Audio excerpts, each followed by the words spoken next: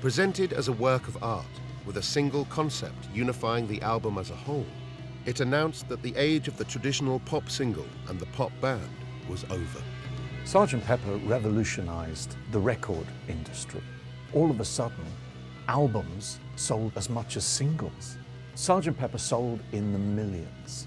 On pure business terms, it was a revolutionary release. But also it was revolutionary in terms of letting the record industry know precisely what it could sell.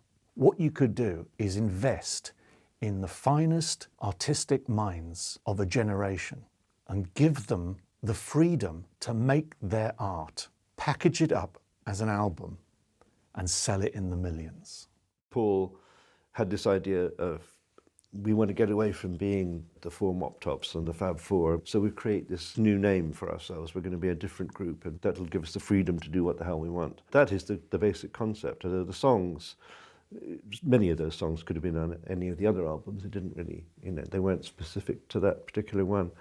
But the influence of it was staggering. The Beatles were a force to be reckoned with. I mean, even the Stones were badly affected by them at that point. Everyone just had to deal with them. They were like a roadblock. If you were in the music business, you just had to deal with this great big thing in front of you and get around it the best you could.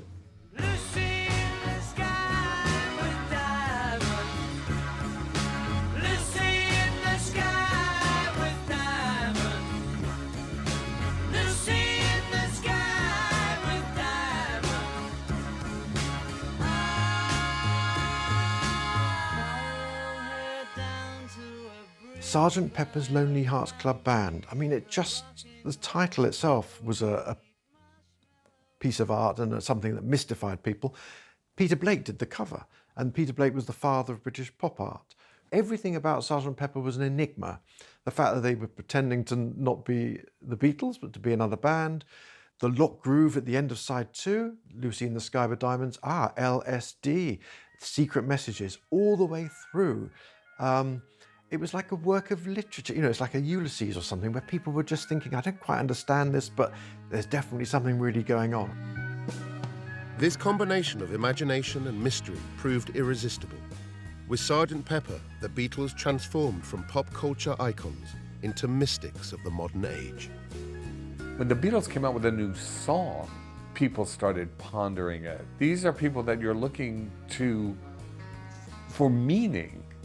By '67, I think the release of Sgt. Pepper in America established the Beatles basically as the leaders of the counterculture, along with a few other people like Allen Ginsberg, Timothy Leary. But the Beatles were the musical leaders right across the board. I mean, they were seen as, yes, as gods. I mean, Leary himself said a lot of silly things about them as the type of new superheroes, leaders of men and all this stuff. I'm not convinced that the youth culture in the mid-60s were terribly aware of LSD and Timothy Leary and even counterculture attitudes. If it hadn't have been for that conduit that was the Beatles, this sort of stuff might have just stayed in San Francisco, in California. The counterculture wasn't called the underground for no reason. Not many people knew about it. Yet the Beatles were determined to spread the word even further.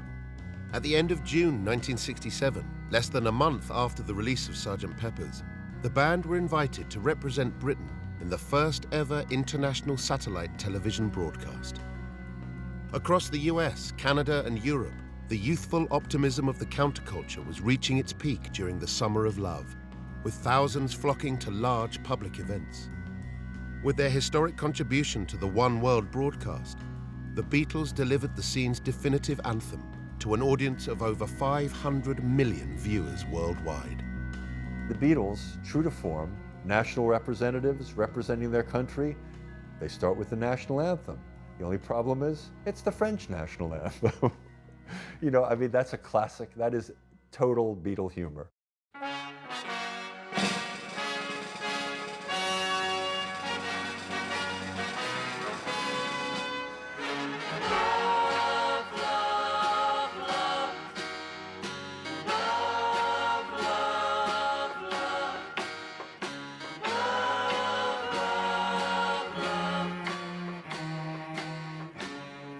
It It was fun. I was at that one.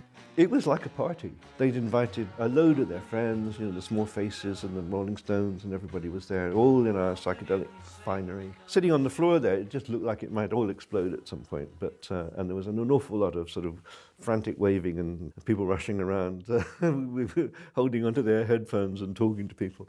That was mostly to do with the international link-up, though, because no one had ever done that before. It really did go out live all around the world.